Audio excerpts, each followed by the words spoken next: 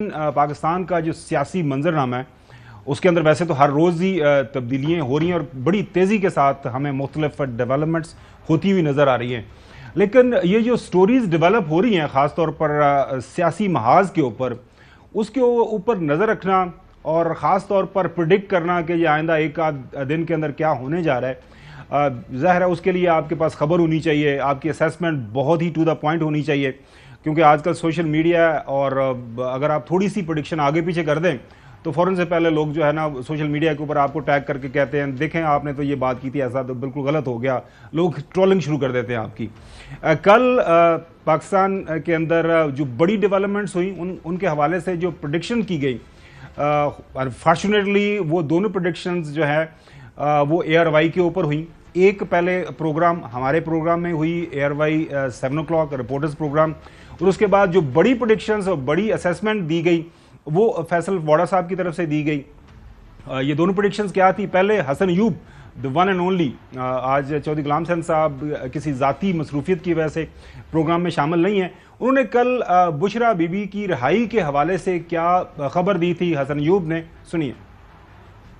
बुशरा बेगम जो हैं उनके ऊपर मजीद कोई केस नहीं बनेगा। बुशरा बीबी जो हैं वो बाहर आ रही हैं, अब तो बाहर कोई पुलिस नहीं खड़ी होगी, कोई पुलिस नहीं खड़ी होगी, कोई गिरफ्तारी नहीं होगी। वजह ये है कि सेटलमेंट है, सेटलमेंट है।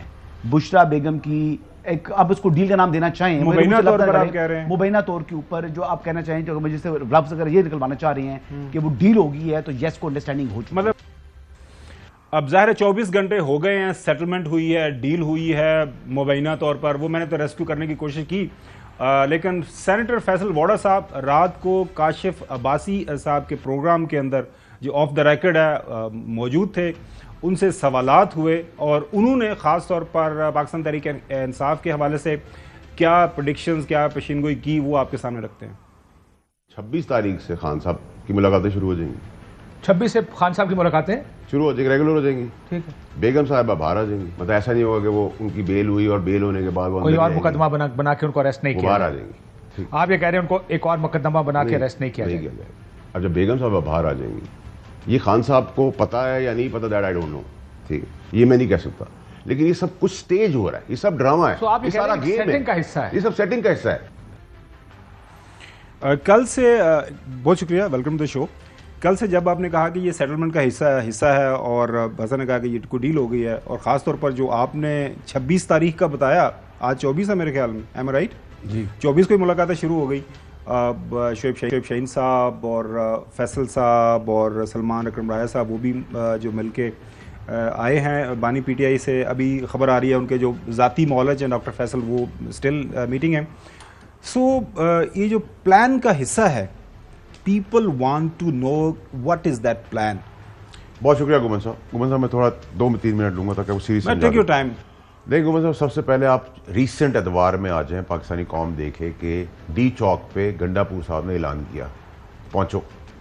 गंडापुर साहब डंडापुर हो गए, वो KP के हाउस चले गए, वहां से डिग्गी बैठे, लापता हो गए और गंडापुर साहब डंडापुर हो गए, ठीक है, और फिर लापता हो गए, डिग्गी में बैठ के, फिर वो एकदम से नबूदार हो गए असेंबली के अंदर। इसको याद रखिएगा कि वो छुप गए और खुद ही उन्होंने आए कहा कि मैं सब कुछ देख रहा था और मैं आ गया। इसको याद रखना है ताकि मैं आगे समझा सकूं। मैं लिख रहा हूँ, ठीक है सर। उसके बाद ये जो फॉर्म 47 की गवर्नमेंट PTI कहती थी, उसको लीगलाइज भी PTI ने किया जब उनका बैठ गए शिकों के ऊपर, और खुद ये क्लेम करते रहे कि 15 दिन से खान से हमें मिलने नहीं दे रहे, और जब शिकें फाइनलाइज हो गई तो यूं उसी गवर्नमेंट से फरमाइश करके यूं पहुंच गए।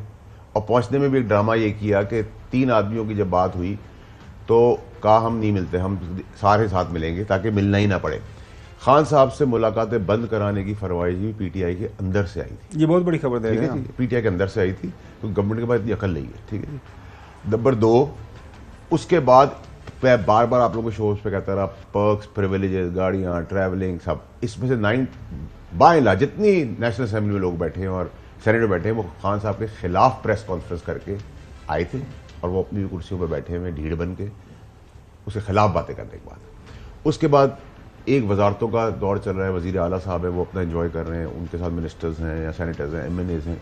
इन सब की ख्वाहिश डे 1 से ये है कि खान मैक्सिमम अंदर रहे, खान साहब अंदर है, अल्लाह ना करे उनके साथ इससे ही बुरा हो जाए, ٹھیک ہے, تاکہ یہ اپنی سیاست کر سکے, کیونکہ وہ باہر آ گئے تو ان کی سیاست ختم ہو جائے گی, صفر ہو جائیں گے نا, زیرو, ان کو واپس آپ کبھی نہیں دیکھیں گے.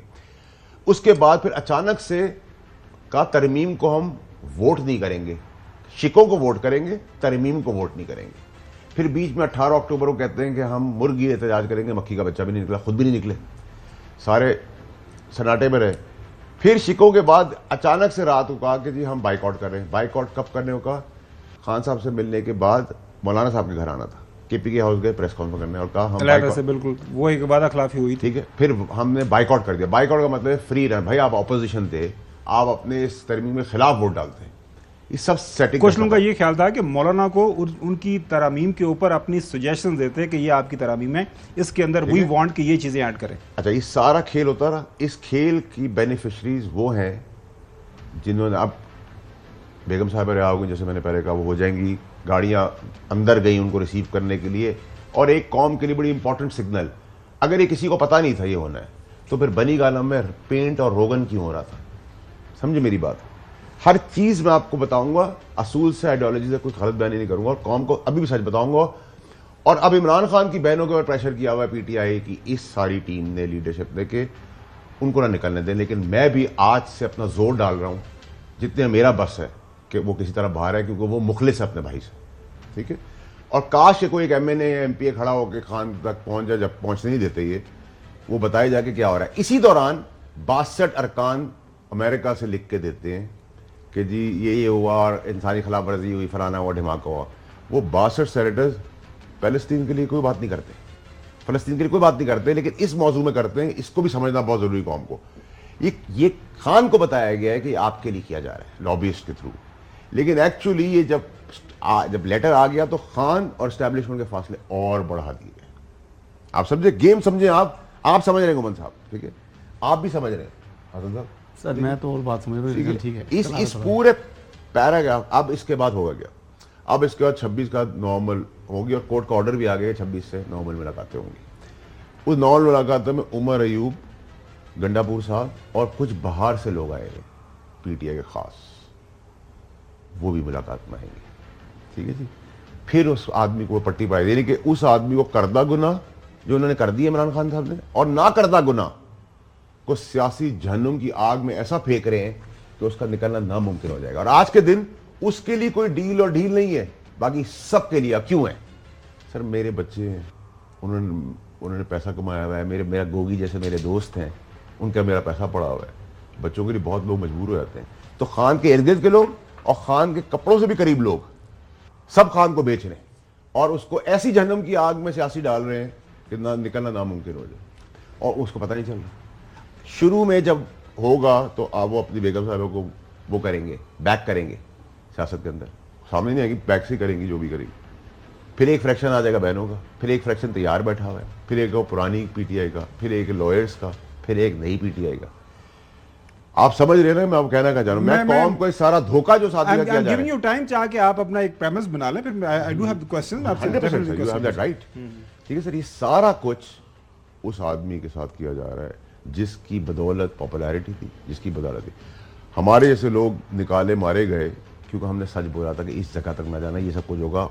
آپ کے ساتھ سب بھی کر رہے ہیں, یہاں تک کہ میں ان کو بتا کے نکلا تھا کہ آپ گولیاں بھی چلیں گی, وہ بھی ان کے اپنے لوگوں نے کی. ارشد شریف کا کیس ہے, آپ سب کی, ہم سب کی بدولت سے وہ پھر اٹھنا شروع ہو گیا.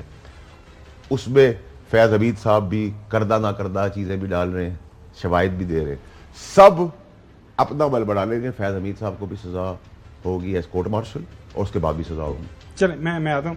ایک تو